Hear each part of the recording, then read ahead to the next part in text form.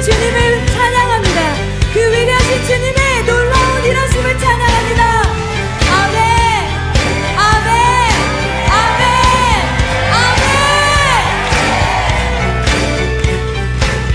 아멘. 제가 지난번에 요한계시록은 어떤 패턴을 가지고 계속 반복되고 있다고 얘기를 드렸어요. 어떤 패턴이 있다고 그랬어요. 처음에는 위로, 그죠? 소망과 위로를 주고, 그 다음에는 또 책망과 경고, 그죠? 그리고 나서 또다시 위로와 소망, 또 책망과 경고. 이게 계속 패턴을 가지고 반복된다고 그랬어요. 그러면 앞에 6장에서는 뭐예요? 6인까지는 두려움이죠. 경고란 말이에요. 마지막 때에 이런 일들이 일어난다. 무섭죠? 그러면 이때 이제 7번째까지 딱 얘기를 해버리면 이제 사람들이 기절한단 말이에요. 아이고 주여 이제 죽겠군요. 이럴까봐 이제 충격요법을 좀 완화시키려고, 충격을 완화시키려고 7장에서는 다시 한번 위로의 메시지가 전해지는 거예요. 그래서 7번째 인을 떼기 전에 7장은 위로와 소망의 메시지를 다시 한번 주시는데, 그 내용이 이제 우리가 굉장히 궁금해하는, 또 많은 이단들이 장난을 치는 장이 바로 이 7장입니다. 이 7장과 나중에 13장과 14장 이 세 장을 가지고 이단들이 이제 장난을 치는 거예요. 그래서 이 말씀을 제가 지난주 한 주를 쉬었기 때문에 제가 2주 동안을 참 많은 책을 읽었습니다. 많은 책을 읽어서 혹시라도 제가 그동안 알고 있던 것들이 또 다른 시각으로 보는 것들이 있을까 싶어서 다양한 관점의 신학책들을 제가 다 섭렵을 했어요. 그래서 제가 나름대로 내린 결론을 가지고 오늘 7장을 여러분에게 가르쳐 드리겠습니다. 첫 번째 7장을 한번 펴보시고요. 1절부터 함께 살펴보죠. 7장 1절입니다. 요한계시록 7장 1절부터 같이 읽어내려가면서 살펴보겠습니다. 자, 이 일 후에, 이 단어가 또 중요합니다. 또 중요해요. 자, 이런 단어가 나올 때 우리가 그냥 무심코 넘기면 안 돼요. 첫째, 이단들이 이 단어를 가지고 또 장난을 칩니다. 이 일 후에 라고 하니까 뭐와 연결되어 있는 것 같아요? 우리 한국말로만 보면 그 6장의 내용하고 연결되는 것 같죠? 그럼 6장의 내용이 마지막에 뭐로 끝났어요? 여러분 6장 마지막 절을 한번 다시 보세요. 17절. 그들의 진노의 큰 날이 이르렀으니 누가 능히 서리요? 라고서 마지막에 이런 우주적 종말이 일어날 때 누가 과연 숨을 수 있겠느냐? 누가 하나님의 그 심판에서 벗어날 수 있겠느냐라는 메시지를 주자마자 이 일이 있은 후에 라고 얘기를 하니까 이것이 마치 시간적인 순서를 따르는 것으로 해석될 수 있어요. 무슨 말인지 아세요? 그러니까 종말의 때가 이런 6가지 사인이 일어난 후에 이런 환상을 보여줬다, 이렇게 해석될 수 있단 말이에요. 이게 아니라는 거예요. 아시겠죠? 이 일 후에 라고 되어 있는 것은 단지 지금 요한 사도가 그 환상을 보는데 먼저 6개의 인이 떼어지는 환상을 보고 난 후에 하나님께서 또 다른 환상을 보여주셨다는 뜻이지, 이게 6번의 종말이 있은 후에 이런 일이 또 일어날 거다라는 이 종말의 시간적 순서를 얘기하는 것이 아니란 말이에요. 이해가 되셨나요? 네, 이보다 더 쉽게 얘기할 수가 없겠습니다. 이 일 후에 내 천사가 땅 내 모퉁이에 선 것을 보니, 자, 이제 첫 번째 환상이에요. 이게 first vision이에요. 첫 번째 뭐가 나왔죠? 내 천사가 나왔습니다. 자, 내 천사, 이런 단어들을 하나씩 찝어보죠. 내 천사, 그 다음에 또 무슨 단어가 나왔어요? 내 모퉁이가 나왔습니다. four corners. 그 다음에 뭐가 또 나오나요? 땅의 사방에 바람을 붙잡아. 자, 바람이 또 나왔습니다. 바람. 이 바람도 그냥 하나의 바람이 아니라 영어 성경을 보시는 분들은 무슨 바람으로 되어 있나요? 네, four wind라고 되어 있어요. 그죠? 그러니까 4개의 바람이에요. 그죠? 자, 그렇다면 이거 먼저 우리가 좀 알고 넘어가야 돼요. 자, 첫 번째, 내 천사라고 하면 우리가 앞에서 이와 비슷한 단어가 뭐가 있었습니까? 앞에 우리가 계속 보는 동안에 비슷한 게 뭐가 있었죠? 내 생물, 그룹들. 내 생물과 내 천사는 같은 말일까요? 틀린 말일까요? 맞아요. 네. 같은 말처럼 보이죠? 근데 다르기 때문에 말을 바꿔 쓴 거예요. 그렇다면 내 생물로 썼겠죠. 내 생물과 내 천사는 구분됩니다. 그러니까 여기서는 그룹들을 표기하기보다는 실제로 4명의 천사를 얘기하는 거예요. 네? 그러니까 천사의 그룹들이 많이 있죠. 그 중에서 4명의 천사를 하나님이 택하셔서 4 모퉁이로 보냈다. 자, 그 4 모퉁이가 뭔가 쉽게 얘기하면 저겁니다. 동서남북이에요. 네, 사방에서. 네, 동서남북 어디에서든지 그 하나님의 심판이 임한다 이 말이에요. 그것을 여기 이 계시록으로 표현한다면 그 시험이 뭐예요? 심판이 뭘로 표현됐겠어요? 계시록 7장에서 뭐겠어요? 여기 바람이죠. 바람. 네, 바람이에요. 그래서 성경에서 바람이라고 등장할 때는요, 반드시 심판과 시련하고 연결이 됩니다. 이해가 되시죠? 자, 그래서 첫 번째 환상을 이렇게 정리해 볼 수 있겠어요. 그러면 1절 내용을 이렇게 이해를 하시면 됩니다. 제가 풀어서 드릴게요. 앞에 보세요. 시작. 한번 읽어보세요. 시작. 4 천사들이 동서남북 사방에서 불어오는 환란을 막고 있다. 자, 하나님께서 4 천사들을 동서남북으로 보내셔서 지구의 땅끝에서 바람이 불어오는 환란이 바람이죠. 그 환란을 막게 하셨어요. 못 불어오게, 불지 못하도록 하나님이 막고 계시게 천사들을 시켰어요. 그러고 나서 2절을 보세요. 이제 요한계시록 7장 2절 또 봄에 다른 천사가 살아계신 하나님의 인을 가지고 해 돋는 데서부터 올라와서 땅과 바다를 해롭게 할 권세를 받은 4 천사를 향하여 큰 소리로 외쳤다. 자, 여기서 중요한 단어는 뭐예요? 살아계신 하나님의 인을 가지고, 네, 살아계신 하나님의 인을 가졌다. 인이라는 게 뭐죠, 여러분? 우리말로는 인이라고 그러면은 이제 옛날 가축이나 어떤 뭐 물건 같은 데 있다가 이제 자기가 주인이라는 거를 나타내기 위해서 찍는 거를 얘기해요. 우리말로 쉽게 얘기하면 도장이죠, 도장. 도장을 찍는 거예요. 이건 내 거다 이 말이에요. 그러니까 살아계신 하나님의 인이다 이 말은 뭐예요? 하나님이 구원받은 백성들에게 이 인을 찍으신다 이 말이죠. 그 인을 찍은 자는 하나님께서 이거는 이 사람은 내 거다 이 말이에요. 그죠? 이런 뜻이 되는 거예요.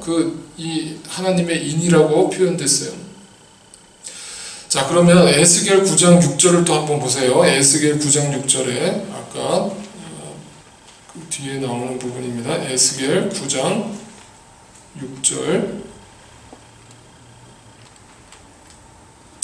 6절을 한번 보세요.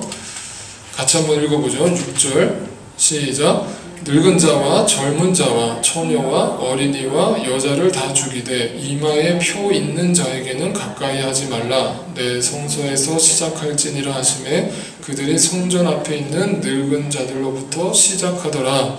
자, 이게 에스겔이 서에서 나와 있는 게 뭐냐면 심판을 하나님께서 지금 이스라엘 땅에 베푸시는데 하나님께서 그 심판에서 예외로 두는 사람들을 지금 어떤 표시를 남기게끔 했어요. 그것이 이마에다가 표를 남기는 거예요. 그 이마에 표를 받은 사람만 이 심판에서 제외가 됐단 말이에요. 그것이 에스겔서의 내용인데 이것이 요한계시록 7장의 내용하고 그대로 연결되는 거죠. 그래서 하나님의 인을 받은 자, 하나님의 인을 도장을 받은 자는 하나님께서 살리신다, 그를 구원하신다 이런 뜻이에요. 그런데 자, 계속해서 보죠. 3절에 7장 3절입니다. 이르되 우리가 우리 하나님의 종들의 이마에 인치기까지 땅이나 바다나 나무들을 해하지 말라 하더라. 자, 그 인을 치기까지 해하지 말라 그랬는데 이 인을 받은 사람이 나중에 이제 14장에 가서 또 어떻게 등장하는지를 보세요. 요한계시록 14장을 한번 뒤로 가보세요. 14장 요한계시록 14장 1절입니다. 또 같이 읽어볼게요. 시작. 또 내가 보니 보라 어린 양이 시온상에 섰고 그와 함께 14만 4천이 서 있는데 그들의 이마에는 어린 양의 이름과 그 아버지의 이름을 쓴 것이 있더라. 그러니까 구원받은 사람들의 이마에 뭐가 있다? 어린 양의 이름과 하나님의 이름이 써져 있다. 자, 이거를 또 우리가 있는 그대로 받아들여서 실제로 구원받은 사람의 이마에다가 이게 하나님의 이름이 써 있고 예수 그리스도가 써 있는 사람은 구원받은 사람이다. 이렇게 생각하십니까? 네? 아니죠. 근데 이단들은 그렇게 가리킵니다. 아세요? 그렇게 가리켜요. 그리고 나중에 이제 뒤에 나오지만 13장에 가보면은 666이 나오죠. 그 666도 어디에 새겨졌어요? 이마에. 그걸 또 실제로 이마에 새겨졌다고 믿어가지고 옛날에 1980년대에는요 해프닝이 일어났었죠. 바코드라는 게 처음 나왔었거든요. 바코드라는 게 나올 때 사람의 이마에다가 바코드를 찍는다고 그랬었어요. 그래서 이 바코드가 이마에 찍힌다 그러니까 막 그 보수 기독교 단체들이 야 이게 드디어 666을 상징하는, 실제로 바코드에 666이 적혀 있어요. 아세요? 처음과 중간과 끝에 666이 적혀 있죠. 이 666이 인식표인데 그 인식표를 갖다가 666으로 해석을 해가지고 실제로 그 바코드를 받으면 다 이제 지옥 간다 이렇게 또 해석을 했던 적이 있었습니다. 1980년대. 다 성경을 잘못 보고 있는 거예요. 자, 그런 뜻이 아닙니다. 이것이 실제로 눈에 보이는 것처럼 이마에다가 그걸 새긴다는 뜻이 아니라 마음에 새기는 것인데, 이것이 구약적인 그 근거를 통해서 아까 에스겔서에 나와 있는 것처럼 이마에다 그걸 새긴다는 어떤 표현을 갖다가 쓴 거예요, 사도 요한이. 그죠? 다시 얘기하면 구원받는 자가 인을 받는다는 게 중요한 것이지 실제로 어디에 그게 새겨지느냐 이거는 중요한 것이 아니에요. 그렇다면 우리 다 여기다 문신 새겨야죠. 여기다가. 네? 지저스라고 딱. 그죠? 자, 3절 다시 보세요. 요한계시록 7장 3절. 이르되 나무까지 해하지 말라 그랬어요. 누구한테 명령했어요? 그 네 천사들한테 명령했죠. 네 천사들한테 내가 다시 올 그날까지 그 인친자들을 할 때까지, 구원할 때까지 기다려라 이 말이에요. 그죠? 그래서 해롭게 할 권세를 받은 네 천사를 향해서 큰 소리로 외친 거죠. 근데 이제 중요한 단어가 나옵니다. 4절입니다. 4절. 내가 인침을 받은 자의 수를 들으니 그랬습니다. 들으니. 자, 인침을 받은 자의 숫자를 본 게 아니라 들었다는 거예요. 누가 얘기해 준 거예요? 여기에 천사가 얘기를 해줬어요. 뭐라고 얘기를 해줬느냐? 이스라엘 자손의 각 지파 중에서 인침을 받은 자들이 몇이다? 14만 4천이다. 14만 4천이다. 그러면 이걸 가지고 신천지에서는 뭐라고 가리킨다고요? 14만 4천만 구원받을 수 있다. 네? 전 세계에서. 그러니까 14만 4천 안에 들려면은 빨리 돈 갖다 바치고 주님께로 돌아와라 이 말이에요. 그래서 이제 실제로 거기에 그 멤버십을 되면은 이 14만 4천의 자격이 됐다라고 그 인을 줘요. 표를 준단 말이에요. 신천지에서. 그 표를 받았다고 이 사람들은 막 좋아하고 난리를 칩니다. 막 이제 구원받았다고. 근데 이번에 작년 2013년에 신천지의 그 표가 뭐라고 그랬습니까? 제가 지난번에 얘기할 때 표가 14만 4천을 이루는 해. 이게 목표예요. 네? 그래서 그거를 딱 슬로건으로 걸고 그걸 이루기 위해서 뭐 하겠다는 거예요? 전도하겠다는 거죠. 근데 생각을 해보세요.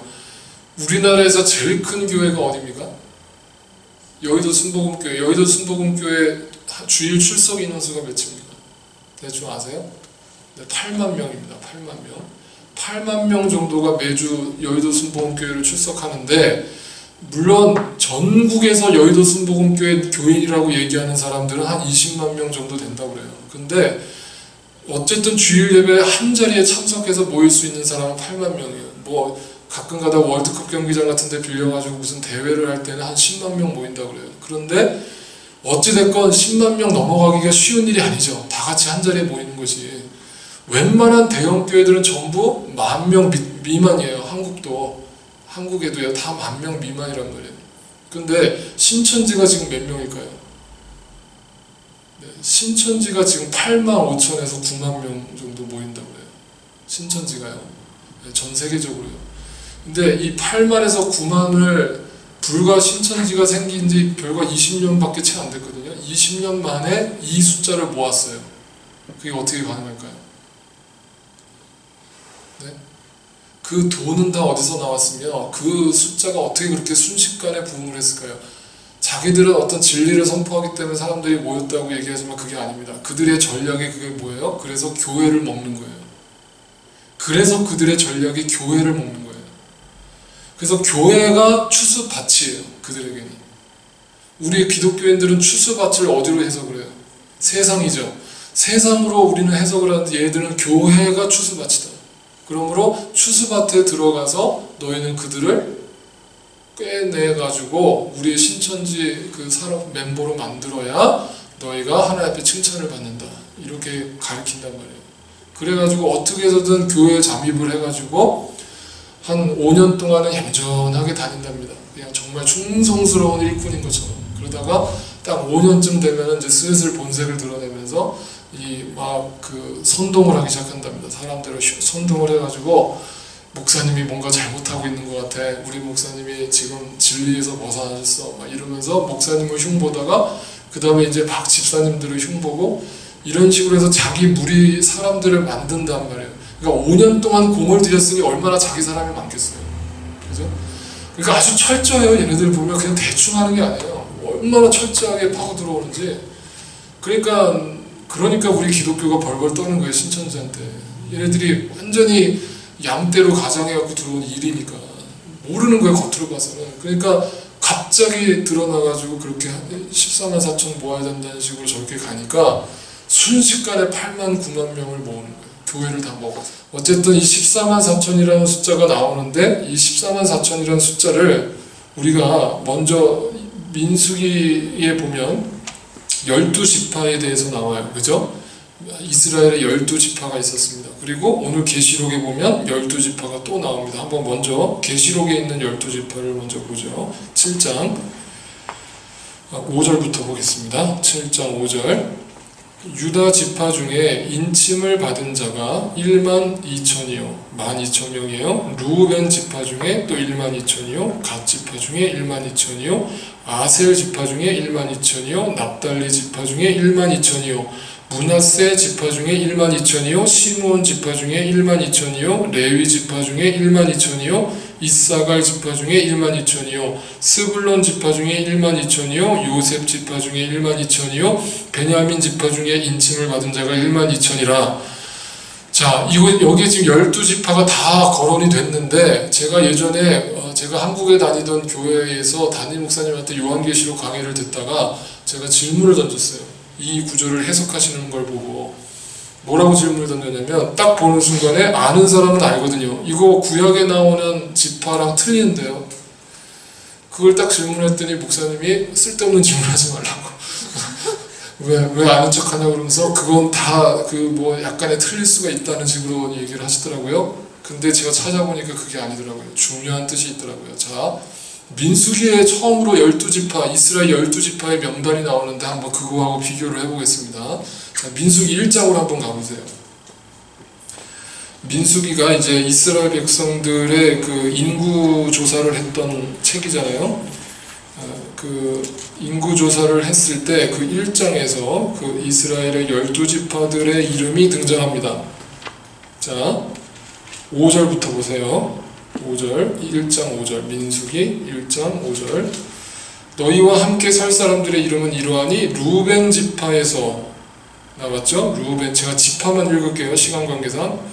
6절 시므온 지파, 7절 유다 지파, 8절 이사갈 지파, 9절 스불론 지파, 10절 요셉 자손들 중에 에브라임 지파, 또 므낫세 지파, 10절에 두 지파가 나와 있어요. 11절에 베냐민 지파, 12절에 단 지파, 13절에 아셀 지파, 14절에 갓 지파, 15절에 납달리 지파가 나와 있습니다.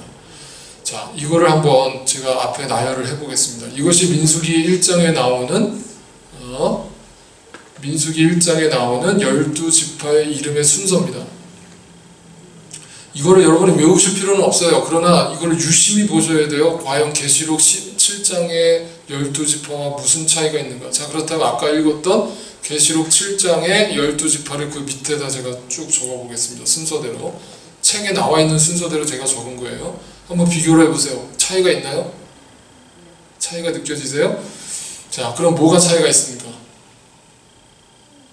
벤이 없었어요. 네, 첫 번째 하나하나 살펴보죠. 첫 번째, 유다의 이름이 순서가 바뀌었습니다. 자, 유다는 몇째 아들이었죠?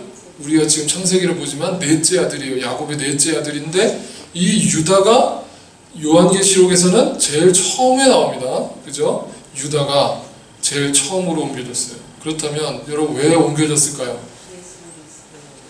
그렇죠. 유다의 후손 중에 누가 나셨다?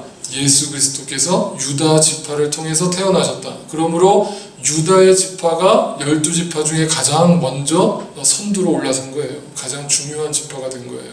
우리가 지금 창세기 강해를 보면 아시겠지만 루벤 이 장자는 계속 어떤 모습을 보여요?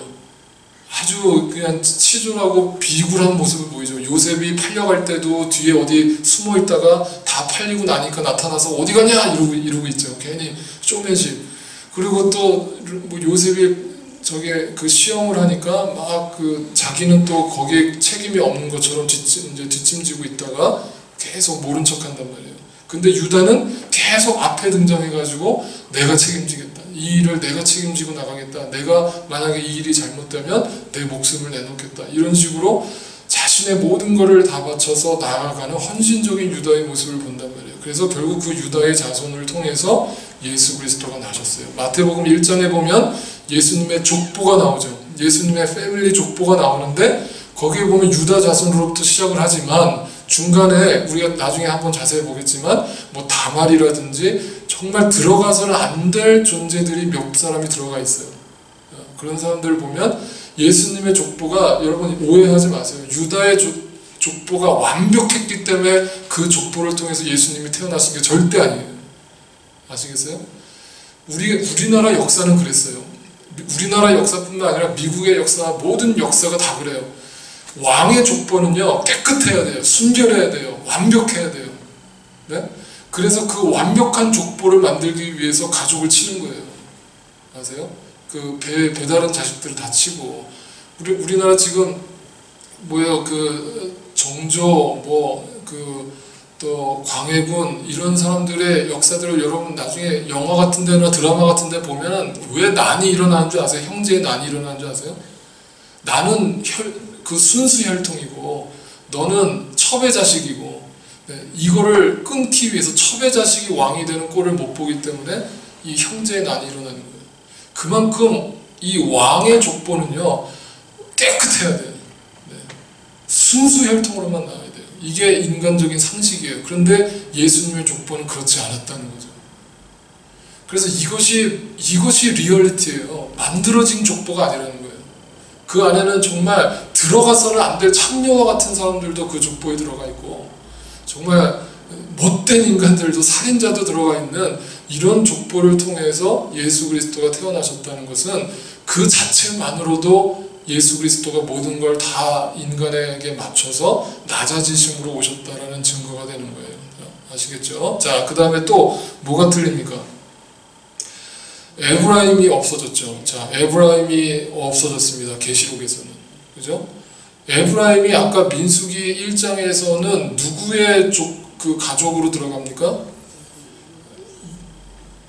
요셉에게 두 아들이 있었습니다. 요셉의 두 아들의 이름은 에브라임과 므낫세예요. 여러분 그 므낫세 요셉이 이제 자 먼저 에브라임 대신에 누가 들어갔어요? 요한계시록에서는 요셉이 들어갔어요. 요셉이 원래는 민수기의 12지파에는 요셉이 빠졌어요. 왜 빠졌죠? 요셉이 들어가는 대신에 아까 읽었듯이 요셉의 두 아들이 지파를 나눠서 갖게 된 거예요. 그게 누구예요? 에브라임과 므낫세란 말이에요. 므낫세. 에브라임과 므낫세가 요셉의 두 아들로서 각자의 지파를 갖게 됐는데 요한계시록에서는 에브라임이 빠지고 요셉이 들어왔어요. 그런데 누구는 들어왔어요? 므낫세는 들어왔어요. 또 이건 또 뭐예요? 아니 빠지려면 둘 다 빠져야지 왜 에브라임만 빠지고 므낫세만 들어왔습니까? 이게 또 헷갈리죠. 자, 이걸 또 제가 찾아보니까 그래요. 먼저 므낫세와 요셉을 아까 다시 한번 민수기 1장 10절을 보세요. 뭐라고 되어 있는가? 민수기 1장 10절 다시 볼게요. 요셉의 자손들 중, 그죠? 그렇게 돼 있죠. 요셉의 자손들 중 에브라임 지파에서는 암미후스의 아들 엘리사마요, 므낫세 지파에서는 부다술의 아들 가말리엘이요. 그러니까 요셉의 자식들이 에브라임과 므낫세 지파로 나눠졌다, 이걸 증거하는 거예요. 그렇다면 이 에브라임은 도대체 왜 빠졌는가? 한번 보세요. 에브라임이 왜 빠졌는가? 호세아를 한번 가보세요. 호세아서를 한번 찾아보죠. 구약성경 호세아 뒷부분에 있습니다. 다니엘서 다음에 있어요. 호세아 9장입니다. 호세아 9장 17절.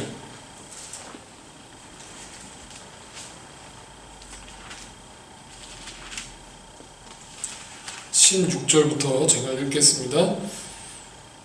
이 에브라임은 매를 맞아 그 뿌리가 말라 열매를 맺지 못하나니 비록 아이를 낳을지라도 내가 그 사랑하는 태의 열매를 죽이리라. 그들이 듣지 아니하므로 내 하나님이 그들을 버리시리니 그들이 여러 나라 가운데에 떠도는 자가 되리라. 네. 자, 이 호세아서는요, 이스라엘의 심판이 맨 마지막 단계에 있을 때 하나님의 예언을 했던 선지자예요. 근데 이 호세아 선지자에 의하면 에브라임이 이스라엘의 12지파에서 쫓겨났다는 걸 알 수 있어요. 아시겠죠? 왜요? 왜? 단지 죄를 졌기 때문에? 아니에요. 12지파가 다 죄를 졌어요.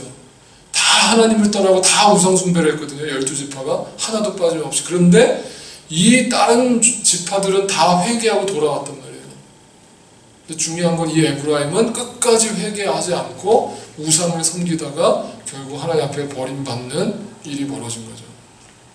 아시겠죠? 그래서 이 에브라임이 계시록에서는 빠지게 된 겁니다. 자, 그렇다면 또 하나 사람이 등장합니다. 레위가 또 등장했어요. 분명 민수기 12지파에는 레위 지파가 들어가 있지를 않았습니다. 근데 계시록에서는 갑자기 레위가 등장을 해요. 그렇다면 레위는 어떤 사람들이었나? 한번 민수기를 한번 찾아보세요.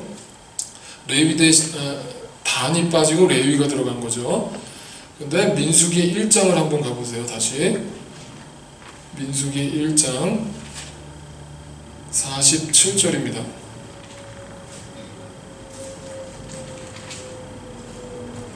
민수기 1장 47절 제가 읽겠습니다. 그러나 레위인은 그들의 조상의 지파대로 그 계수에 들지 아니하였으니, 그 계수가 어떤 계수예요?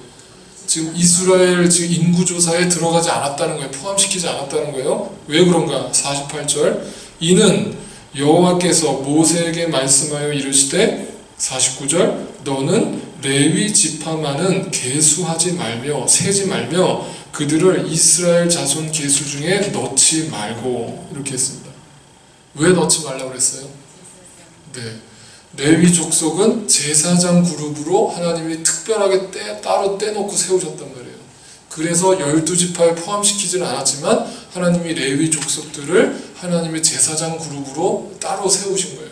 그래서 레위 지파가 빠져 있었던 거예요. 12지파에서. 그런데 왜 갑자기 이 요한계시록에서는 레위 지파가 들어갔는가? 자, 누가 빠졌기 때문에? 단이 빠졌죠. 단 지파가 빠졌어요. 자, 단지파는 또 왜 빠졌는가 한번 보죠. 여러분 창세기를 한번 보세요. 창세기 49장을 한번 가보세요. 창세기 49장 5절부터 보겠습니다. 레위 지파도 죄를 졌어요. 죄를 졌고 저주를 받았습니다. 레위 지파도 저주를 받을 때에 어떤 저주를 받았는가를 먼저 보세요. 이 49장이 창세기 49장이 야곱이 죽기 전에 그 12아들을 축복하는 장면이거든요. 근데 이 레위와 단에게만 이 야곱이 저주를 합니다. 자, 5절입니다. 49장 5절 시므온과 레위는 형제요 그들의 칼은 폭력의 도구로다. 내 호나 그들의 모의에 상관하지 말지어다. 내 영광아 그들의 집회에 참여하지 말지어다. 그들이 그들의 분노대로 사람을 죽이고 그들의 혈기대로 소의 발목 힘줄을 끊었음이로다. 그 노여움이 혹독하니 저주를 받을 것이요 분기가 맹렬하니 저주를 받을 것이라. 내가 그들을 야곱 중에서 나누며 이스라엘 중에서 흩으리로다. 얘기했어요. 누가 얘기했어요? 야곱을 통해서 하나님이 지금 레위를 저주한 거예요. 그러면 또 누구도 저주를 받았다고요? 단도 저주를 받았죠. 단을 보세요. 16절입니다. 49장 16절 49장 16절 보세요. 단은 이스라엘의 한 지파같이 그의 백성을 심판하리로다. 단은 길섭의 뱀이요 새길의 독사로다. 말굽을 물어서 그 탄자를 뒤로 떨어지게 하리로다. 자, 이게 오묘한 거예요. 창세기와 요한계시록은요, 시차가 무려 4,500년의 차이가 납니다. 4,500년의 차이가 나는 이 책에서요, 똑같은 말이 등장해요. 무슨 말탄자가 나와요. 말탄자는 우리가 앞에서 배웠죠.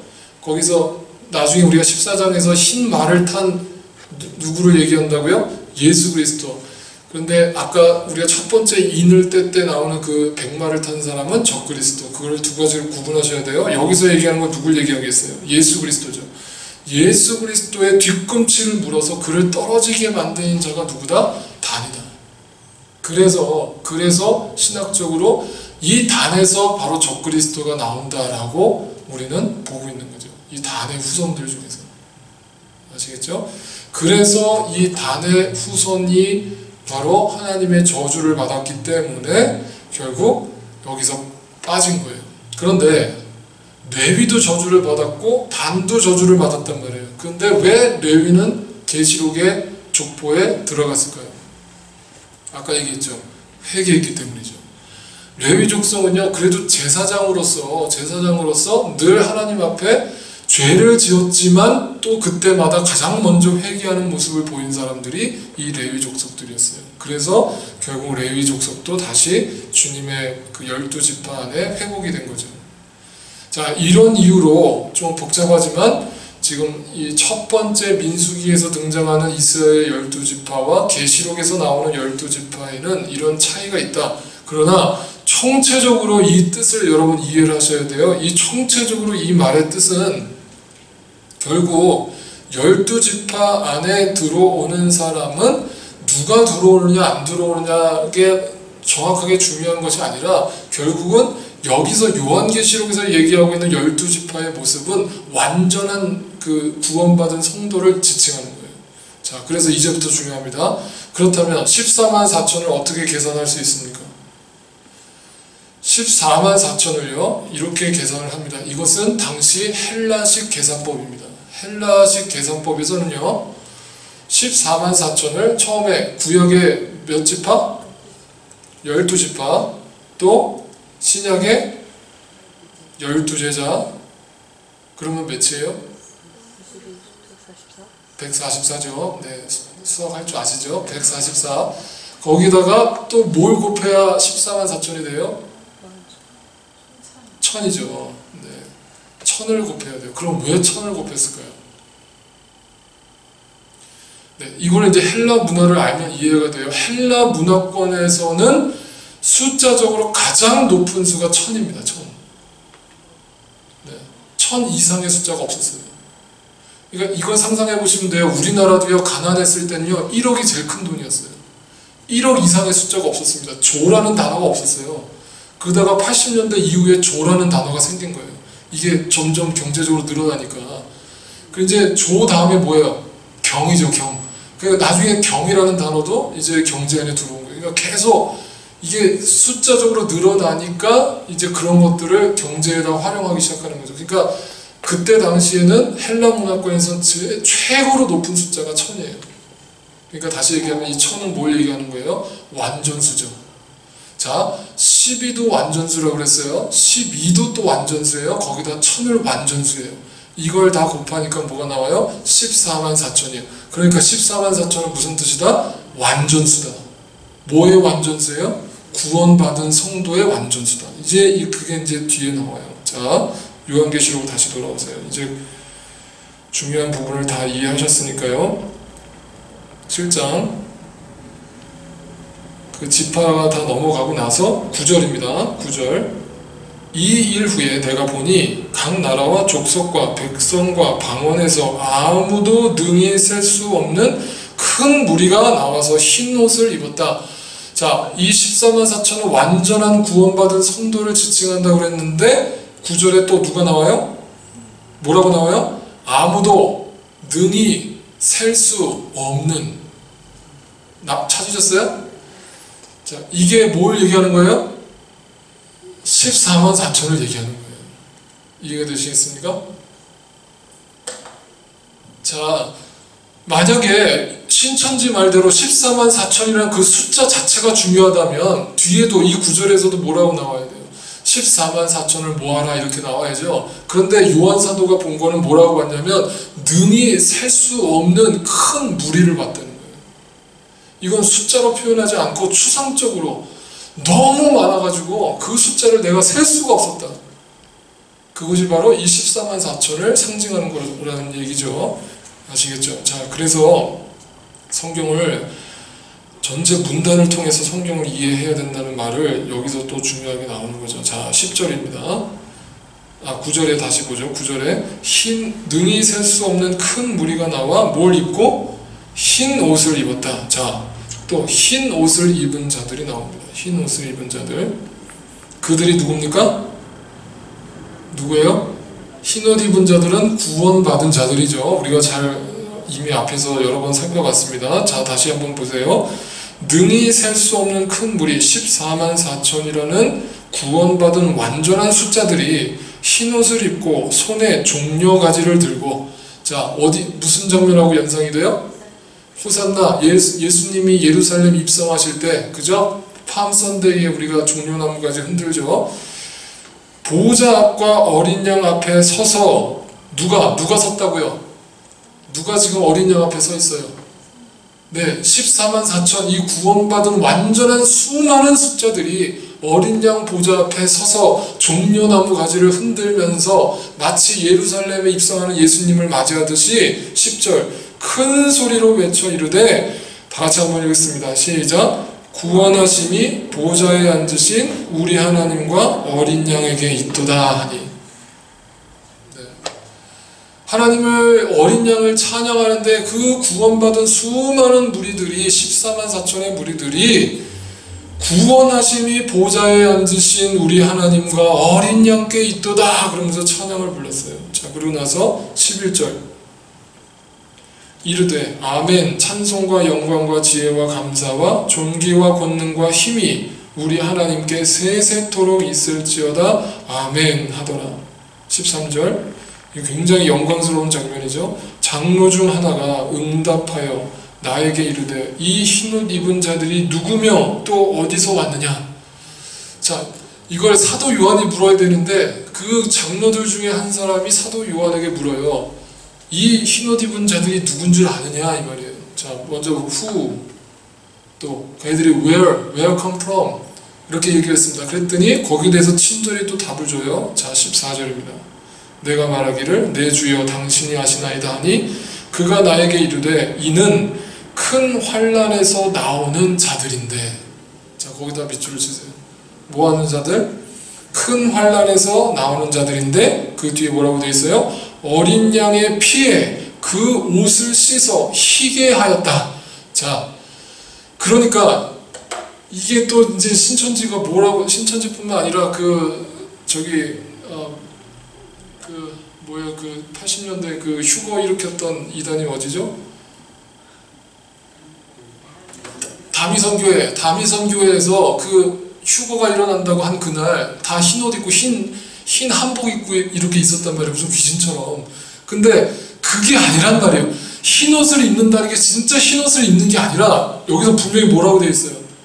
우리의 더러운 옷이 뭘로 씻겨졌다? 예수 그리스도의 보혈의 피로 씻겨졌기 때문에. 그럼 여러분, 피로 씻어지는데 어떻게 흰옷이 돼요?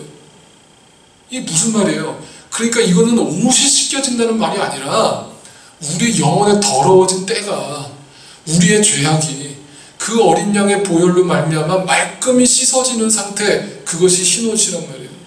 아시겠죠? 그러니까 구원받은 사람이죠. 구원받은 성도들이 뭘로 씻겼다? 어린 양의 피로 씻은 자들. 여러분, 저와 여러분 다 어린 양의 피로 씻은 받음을 입은 자들인 줄 믿습니다. 그러면 이들은 어디로부터 왔다? 아까 뭐라고 그랬어요? 큰 환난에서 나왔다. 자, 잘 보세요. 제가 그래서 이제 휴거설에 대해서 부정하는 거예요. 휴거는요, 이제 역사주의적, 세대주의적 전천년설을 주장하는 자들이 이 휴거설을 주장하는데, 이 휴거는요, 성경에 단어가 나와 있지 않습니다. 휴거라는 말이 왜 필요하냐면요. 자, 보세요. 이거 나중에 뒤에 가면 천년왕국할 때 제가 설명드릴게요. 휴거가 뭐냐? 휴거. 이게 이제 헬라어, 라틴어예요. 휴거라는 게 이제 올림받다, 들림받다라는 뜻인데, 이 휴거라는 말이 신학적으로 왜 쓰여졌냐면, 성 요한계시록을 보다 보니까 7년 대환란이 일어나죠. 주님 오시기 바로 전에. 근데 그거를 시간적으로 풀어낸 거예요. 시간적으로 해석을 하다 보니까 7년 대환란이 일어날 때 거기에 믿는 자들도 거기에 포함되어 있어야 돼요, 말아야 돼요? 네? 근데 그게 있을 수 없다라고 해석을 한 거죠. 왜? 어떻게 구원받은 백성들을 7년 대환란 기간 동안 하나님이 내버려 두시느냐, 이 땅에. 그럴 수 없다. 그래서 주님이 오심과 공중 재림을 하는데 1차와 2차로 나눠서 재림을 하신다는 거예요. 1차 재림을 하셔서 여기 대기하고 있을 때 휴거를 하신다는 거예요. 믿는 자들을 다 들림을 올리킨다는 거예요. 네? 그래서 믿는 자들이 흰 옷을 입고 다 공중으로 1차 들림을 받는 상태를 휴거라고 그러는 거예요. 그리고 나서 이 땅에는 누구만 남아있어요? 믿지 않는 자들만 남아있죠. 그들을 대상으로 7년 대환란을 일으키시겠다는 거예요. 네? 이렇게 해석을 한단 말이에요. 근데요, 그 문장만 보면 그렇게 해석될 수도 있어요. 그거를 1980년대, 90년대는 대부분의 교회들이 그런 해석을 따랐어요. 세대주의적 전천년설을 따랐단 말이에요. 그런데 역사적으로 증명된 게 뭐예요? 우리가 80년대, 90년대 계속해서 무슨 일이 일어나서 종말론이 항상 나왔죠. 야, 지금 아까 뭐예요? 그 666 그 바코드부터 시작해서 여러 가지 사인들을 막 얘기하면서 종말의 때가 다가왔다라고 막 이제 사람들을 막 그렇게 불안하게 만들었단 말이에요. 목사님들이. 그 이단들은 그걸 더 심하게 강조를 했고. 그런데 시간이 계속 지나가다 보니까 안 일어난단 말이에요. 네? 지진도 일어나고 화산도 폭발하고 뭐 가뭄도 일어나고 또 여러 가지 적그리스도의 징조들도 수도 없이 일어나지만 그렇다고 주님이 오시질 않는단 말이에요. 그렇다면 그게 과연 오늘날 불과 그 1세기 안에 일어난 사건입니까? 지진이 일어나고 전쟁이 일어나고. 여러분, 지금보다 1950년대 전쟁이 더 많이 일어났죠. 세계 1차 대전, 2차 대전이 일어났어요. 전 지구상이 다 전쟁 투성이었어요. 고대로 가볼까요? 중세 고대로 가볼까요? 거기는 맨날 전쟁이었어요. 만약에 그렇게 따진다면 옛날에 그때 오셨어야죠. 2000년 전에, 1000년 전에, 100년 전에, 50년 전에 주님 오셨어야죠. 그러니까 이 세대주의적 전천년설로 요한계시록을 해석하다 보니까 마치 그런 징조들이 주님 오실 걸로 전부 다 해석을 해버리니까 문제가 되는 거죠. 그래서 주님이 오실 때가 임박했다, 또는 이단들은 몇 날 몇 시에 오신다라고 얘기를 하니까 문제가 되는 거예요. 근데 여기서 보면 휴거가 아니라 분명하게 여기 헬라어로도 기록이 되어 있어요. 뭐라고 되어 있냐면 큰 환란에서 나왔다. 영어로도 뭐라고 되어 있어요? They have come out of the great tribulation이라고 되어 있어요. come out, 이거는 뭐예요? 그 안에 들어가 있다가 나온 거예요. 그죠? 헬라어로도 그렇게 정확하게 번역되어 있어요. 그러니까 정확한 번역은요, 휴거가 아니라 우리 모든 믿는 자들은 7년 대환란을 믿는 자나 믿지 않는 자나 다 겪게 되어 있다. 그런데 그렇다면 믿는 자에게는 무슨 혜택이 주어지느냐? 계속 우리 성경에서 주제가 얘기하는 주제는 뭐냐면, 제가 이번 주 그 페이스북에다가도 그 대강절 첫 번째 메시지를 올렸습니다만 뭐라고 올렸어요? 로마서 8장에 나와 있는 말씀대로 예수 그리스도의 사랑에서 그 누구도 우리를 끊을 수 있다 없다? 없다. 그러므로 우리는 간신히 이길 거다, 아니면 넉넉히 이길 거다? 넉넉히 이길 거다. 그러니까 이 말씀만 제대로 붙잡아도요, 우리가 종말의 시대에 대해서 불안해하거나 초조해할 이유가 전혀 없어요. 중요한 건 어린 양의 피로 씻은 자예요. 어린 양의 피로 구원받은 확신이 있는 사람은요, 7년 대환란이 일어나든 뭐 이 땅에 무슨 심판의 징조가 일어나든 우리와는 전혀 상관없어요. 우리는 넉넉히 이길 만한 그 끈을 이미 가진 자들이라는 거예요. 노아 시대로 얘기하면 우리는 이미 방주 다 지어놓고 그 안에 들어가 있는 거예요. 근데 홍수가 일어나든 비가 쏟아지든 물이 터지든 우리하고는 전혀 상관없는 거예요. 이미 우리는 방주 안에 들어와 있기 때문에. 아시겠죠? 그래서 구원의 확신이 중요하다는 거예요. 내가 예수 믿는 확신이 없으면 오늘도 언제 또 종말이 오나, 야 지진이 일어났는데 주님 오실 때가 임박했어, 야 오바마 케어 이거 받으면 안 돼, 이거 받으면 저기 666이야 라는 식으로 불안과 초조와 어떤 사람들의 그런 불안감을 자꾸 조장하는 메시지들을 하는 이유가 뭐냐면 그 메시지를 전하는 목사님 마음속에 확신이 없기 때문이에요. 네? 그런 메시지를 전하는 목사님 마음속에 확신이 없다고요. 네, 이거는 우리가 분명히 아셔야 돼요. 그래서 제가 분명하게 이건 자신 있게 강조할 수 있어요. 큰 환난이 오더라도 우리는 그 안에서 넉넉히 이긴다. 왜요? 우리는 구원받은 성도이기 때문에. 자, 한 가지만 더 얘기하죠. 출애굽할 때, 엑소더스가 일어날 때 10가지 재앙이 일어났죠. 그죠? 그때 마지막 재앙이 뭐예요? 장자 재앙이죠. 장자 재앙인데 장자들을 하나님이 미리 하루 전날 빼가지고 야 니네는 저쪽 가서 따로 숨어 있어 라고 했어요? 뭐 했어요? 문설주에다가 어린 양의 피를 발랐어요. 그랬더니 주님의 죽음의 사자가 패스오버 했어요. 그게 6월절이에요. 뭐죠? 우리는 똑같이 애굽 사람들하고 세상 사람들하고 그 안에 있는 거예요. 그 고난 가운데 10가지 재앙을 다 견디는 거예요. 그러나 우리 안에는 뭐가 있다? 문설주에 어린 양의 피가 발라져 있다. 그 자는 그 안에서 벌벌벌 떨 필요도 없어요. 그 안에서 푹 자면 되는 거예요. 오늘 밤에 주님의 사자가 오시든 안 오시든 우리와는 상관없어요. 우리는 분명히 어린 양의 피로 발라져 있다는 사실을 확실하게 믿고 편안하게 발 뻗고 주무시란 말이에요. 그렇다고 또 이렇게 뭐 이렇게 매일이 또 저기 그냥 잠만 자신다는 뜻은 또 아닙니다. 그런 잠만 주무시라는 얘기는 아니에요.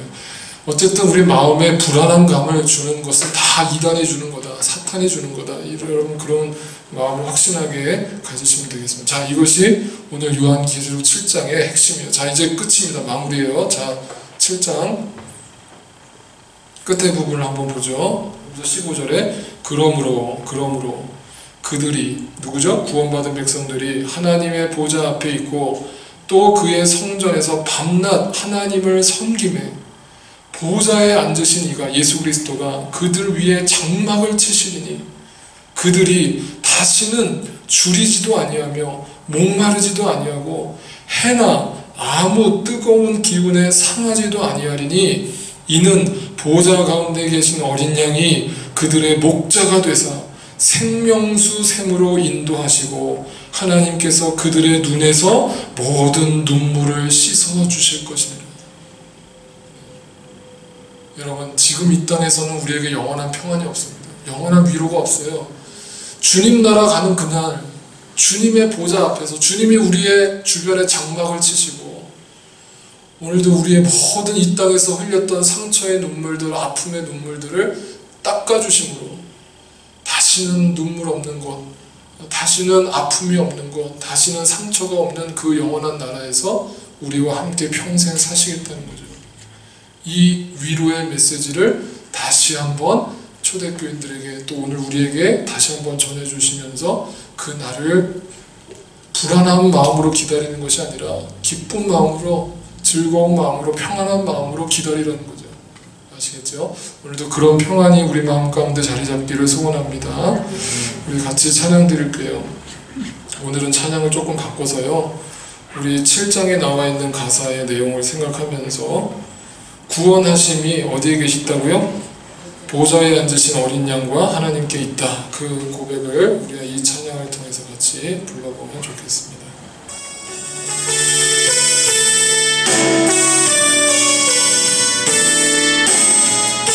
우리 보좌 앞에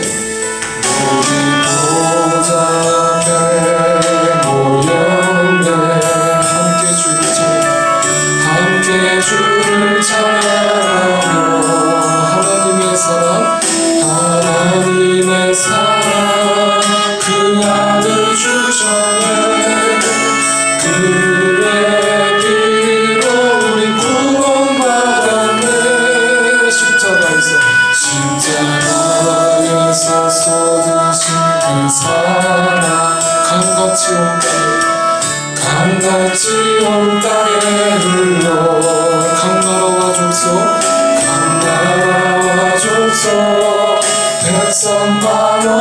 안에서 구원받고 주 경배드리네. 구원하심이 보좌에 앉으신 우리 하나님과 어린 양대 있도다. 구원하심이 보좌에 앉으신 우리 하나님과 어린 양대 있도다. 다시 한번 우리 보좌 앞에 모였네. 함께 주를 찬양하며 하나님의 사랑 그 아들 주셨네. 그의 피로 우린 구원받았네. 십자가에서 쏟으신 그 사랑 강같이 온 땅에 흘러 강나라와 족속 백성 방언에서 구원하고 주 경배드리네. 선포합니다. 구원하심이 보좌에 앉으신 우리 하나님과 어린 양께 있도다. 구원하심이 보좌에 앉으신 우리 하나님과 어린 양께 있도다.